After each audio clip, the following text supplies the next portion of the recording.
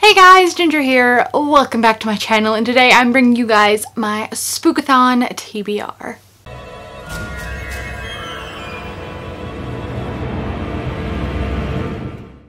So for this readathon, I did things a little differently. I had you guys help me pick my Spookathon TBR because I have so many thrillers and spooky books and all that kind of stuff that I really want to read, so I needed help picking the right ones, and you guys did not disappoint. So for this readathon, 3 of these 5 books were picked out by you guys.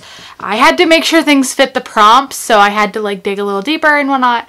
So I'm still super excited. So if you guys want to buddy read with me, then I suggest you also participate in the Spookathon and we can read one of these spooky books together. And obviously Spookathon happens from the 14th to the 20th of October, so next week is when this is happening. And I am going to be either daily vlogging or doing a whole vlog and posting it at the end, so it should be a lot of fun. I am super excited, and I read 4 books for my last readathon, and so I think that 5 books is definitely within the window of opportunity as long as I sit down and read. So, like I said, I have 5 books here to fit the 5 prompts for Spookathon. So, without further ado, let's just get into talking about the books that I plan to read next week. So, the first prompt is to read a thriller, and for this one, I'm going with the most requested to read book, and that is Dark Matter by Blake Crouch. And I am super excited for this because everyone said that this is supposed to be really good, so I'm expecting it to be really good. I don't know a whole lot about it except for that I believe it's a like science fiction thriller, possibly more, but it's actually not super long, and I love this color. This salmony pink is just so pretty, so I am really excited to get around to this one. And so that is the first book on my list, and like I said, this was the one that was most mentioned, so that is that one.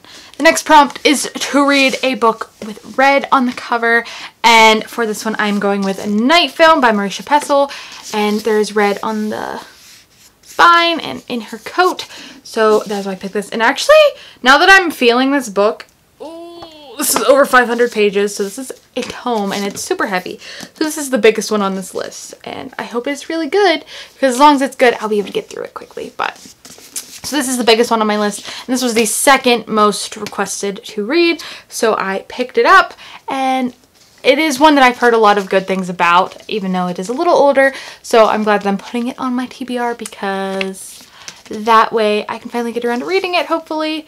I am a little intimidated, though, by not only the hype for it, but the length. So we shall see how I do with reading that one.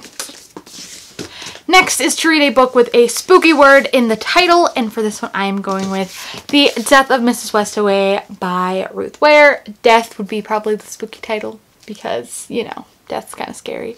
And this was the 3rd most recommended, so that's why it's on here, and I'm hoping to do some buddy reads with Ariel for this because she said she wanted to. And so I not had a good experience with Ruth Ware thus far. I've read her first 3 books and they were all just okay, but I've heard that she starts to turn things around in this book, and then The Turn of the Key is her newest, and that one has blown everybody away. So I'm hoping to read this and then read her next book because I'm just super excited. And I know that this one is about a woman who she gets a letter in the mail pretty much saying that she's inherited some money or whatever from this Mrs. Westaway, but she's not actually related to her, but she decides to go to this family gathering or whatever anyway and see what she can do. So I think that that's pretty interesting, and because everyone has liked this one more than her other 3 previous ones, I am excited to see if I like it as well. So that is my 3rd book for the Spookathon. And then, like I said, the other 2 books on here are ones that I picked because then they would fit the other 2 prompts, because this next prompt was a little harder because I had to like look at summaries and stuff, and that is to read a book in a spooky setting. So I kind of just sat down at my shelves and started looking at where each book took place, and I finally settled on The Hiding Place by C.J. Tudor. C.J. Tudor wrote The Chalk Man, and I gave that a 5 out of 5 stars when I read it. I really enjoyed it. So I picked this one up on Book Outlet because I wanted to see if I liked another one of his books. So, but this one takes place in an abandoned cottage where a murder took place. So that kind of seems kind of spooky, like haunted house vibes. So that's why I picked this one up, and it's not super long. It's only about 250 pages. And it's C.J. Tudor, a woman. C.J. Tudor's a woman. My bad. I knew that actually, but I feel bad. But yeah, that's the only thing I really know about this. Like I said, the main reason I picked it up was because I wanted to read another book by her. So hopefully this is good. We shall see. I'm excited. And I also want to pick a slightly shorter book since the rest of these have been average sized or more. So, and then the last prompt is to read a book that's something you normally wouldn't read. And for this, I'm going with a book that I do want to read, but it isn't one of the books I would have reached for originally. And I also decided to reach for it because of Zoe's one video where she recommended some fall reads that weren't spooky. So I am going to be reading The Rules of Magic by Alice Hoffman. I've read one other Alice Hoffman and I enjoyed it, but this is more, well, this one has some magic in it obviously, but Alice Hoffman's more of a just generic contemporary writer, and she also wrote Practical Magic, which this is the prequel to, I believe.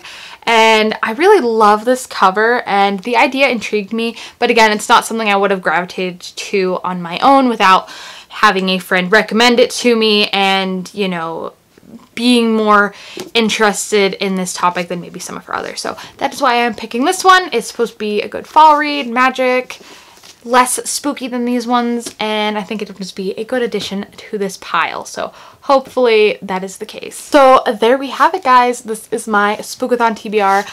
I think it's pretty ambitious. Actually, these are all pretty long, and I was going to put Coraline on this TBR for the spooky place, but I've actually read Coraline at least 3 times.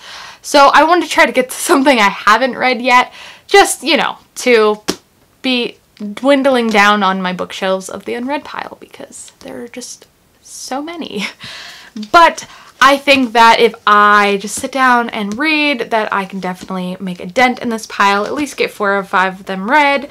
I don't know, I might take up an extra day at work next week, and then that would actually be more reading time, even though I don't want to be at work.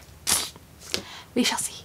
So let me know in the comments below if you guys are also participating in Spookathon and what your TBRs are, and also if you'd like to buddy read any of these books for Spookathon, because I think that would be really fun, really exciting, and just a good time overall.